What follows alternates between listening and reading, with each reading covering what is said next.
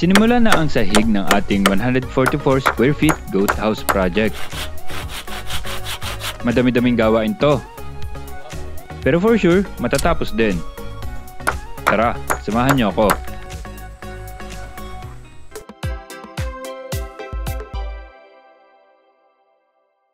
So ngayong araw, maituloy na natin itong ating 144 square feet goat house project. Medyo natenga tayo kasi hindi kagad nalagari yung ating natumbang nyog para gamitin natin dito. Pero ngayon, game na tayo. So umpisahan natin kasi medyo may kawayan pa tayo dito. Medyo pang ano siya pangabala. Ating i-move yung kawayan natin dito.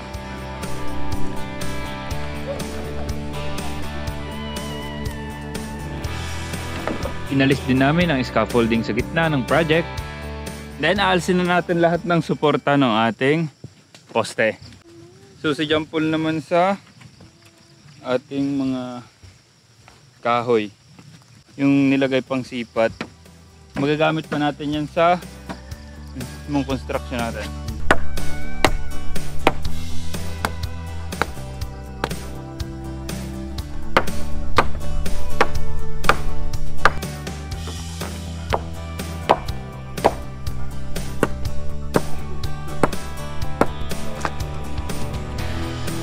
Nahakot na rin ang ilang coco lumber para hindi naman pabalik-balik.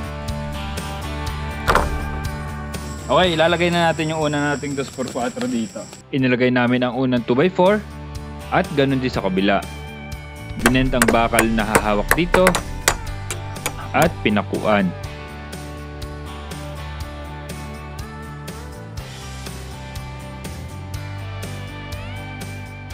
May problema tayo. Kulang ang sukat ng mga coco lumber natin, kaya gagawa na lang ng paraan.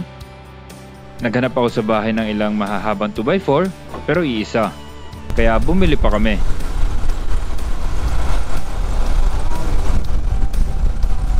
Ang dami namin pinuntahan na hardware, pero nakakita rin naman.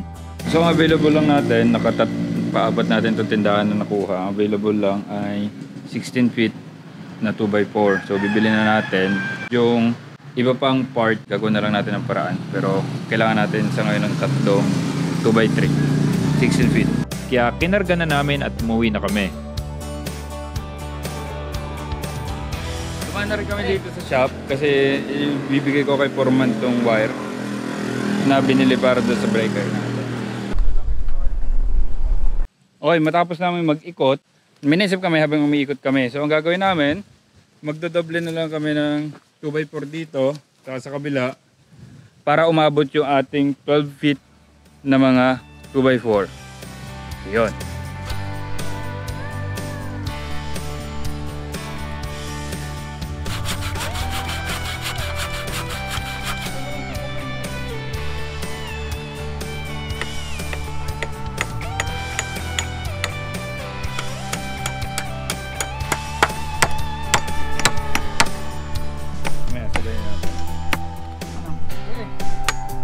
Okay, so okay na itong kabila. Itong kabila naman.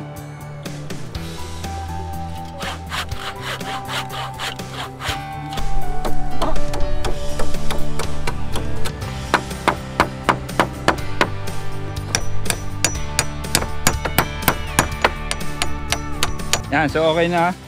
Magkabila. Lalagyan naman namin ng 2x3 dito sa ating kabila. Yun yung pamakuan lang naman yun ng ating patpat. Kaya okay lang na 2x3.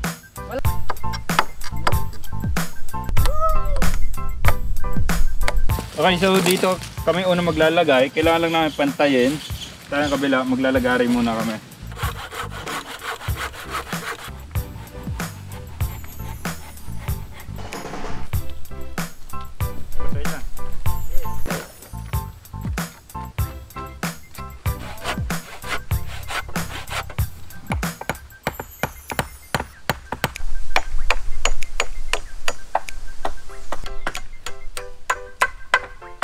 Okay, habang pinuputol lang nila Jampol yun, inom lang ang tubig.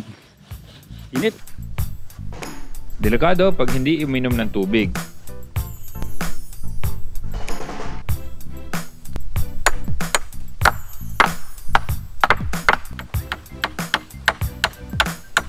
Okay, may na-discover kami. Yung detress na pa ako, kaya niyang lumubog dito sa poste.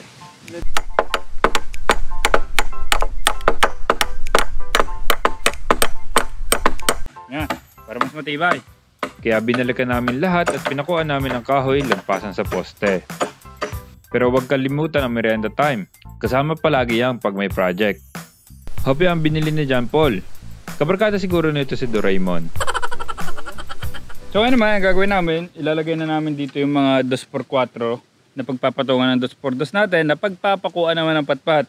Pagpapako natin dito, lalagyan natin ng konting ukit yung 2x4. Papakita namin sa inyo. Bilang pala.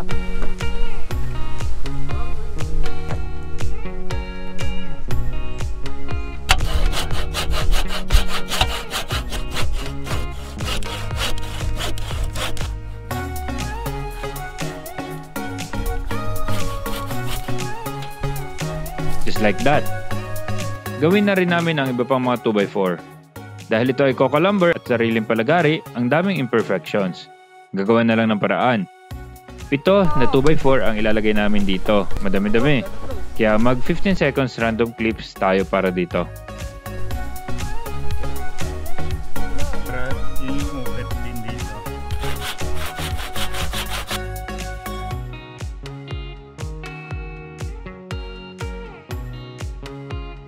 Okay, natapos na namin yung 7. Lalatag natin yan. Makikita natin yung tsura.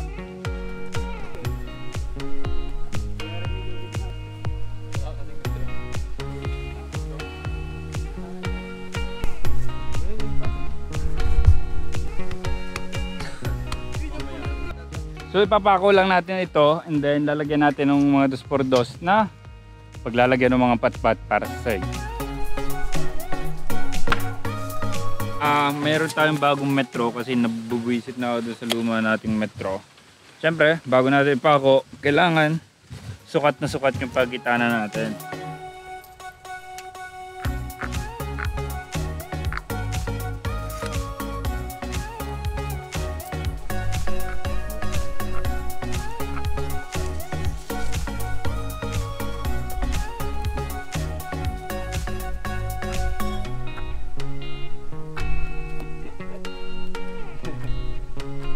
Okay, tapos ng pagsusukat, ipapako na natin yan.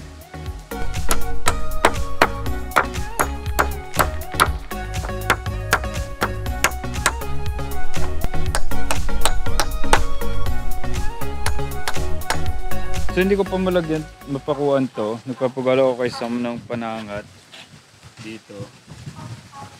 Kasi medyo may difference yung pinagdikit natin kahoy. Sangatan na lang natin. Kaya-kaya.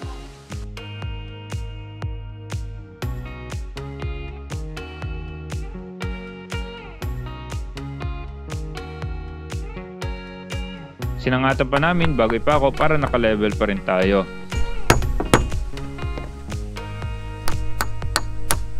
Okay, yung 2x2 naman. Pero andun yung 2x2 natin. Hakutin muna natin.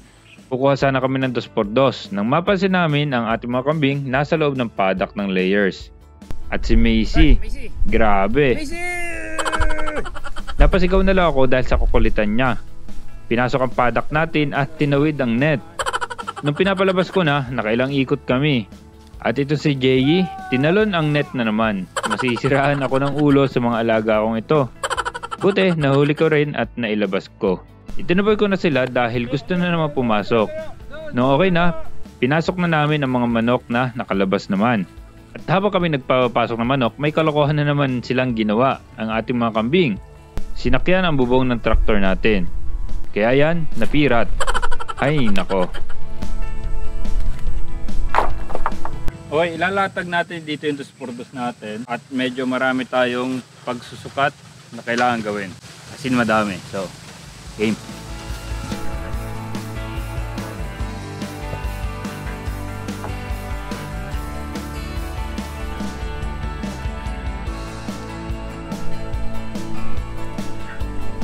Session pala yung 2x2. Buti na lang meron tayong extra yung ginamit natin, yung binili natin nung nagsipat nito. So yun ang gagamitin natin.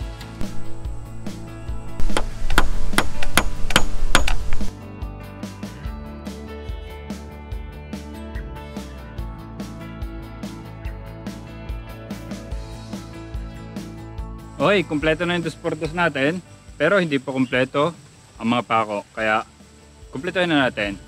Time lapse tayo.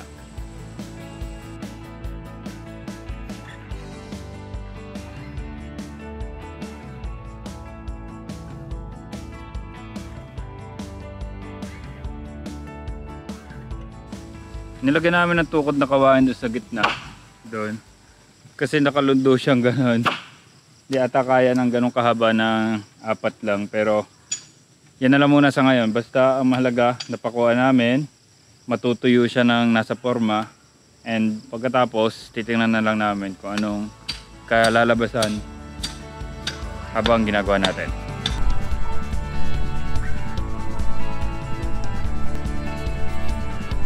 Okay, yan lang yung kinain namin ngayong araw. Pero sigurado, matataas at matatapos namin yan. Tama?